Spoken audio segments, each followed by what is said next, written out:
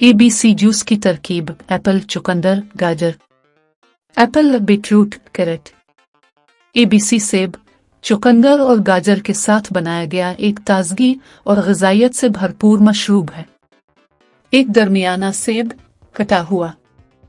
एक छोटा चुकंदर, छील लें और काट लें। 2 गाजर, छील लें और काट लें। 1 कप पानी। सेब, चुकंदर और गाजर को धोकर उनके छिलके उतार लें। सेब, चुकंदर और गाजर को छोटे छोटे टुकड़ों में काट लें। उन्हें 1 कप पानी के साथ ब्लेंडर में शामिल करें। हमवार होने तक ब्लेंड करें। एक बारीक स्ट्रेनर का इस्तेमाल करते हुए रस को छान लें। अगर चाहिए तो नींबू का रस शामिल करें। गिलास में डालकर ठंडा करके सर्व करें। सेब हल्की मिठास का इजाफा करता है, चुकंदर एक भरपूर रंग देता है और खून की गर्दिश को बेहतर बनाता है, जबकि गाजर चमकदार स्किन और बेहतर बीनाई के लिए ज़रूरी विटामिन फराहम करती है।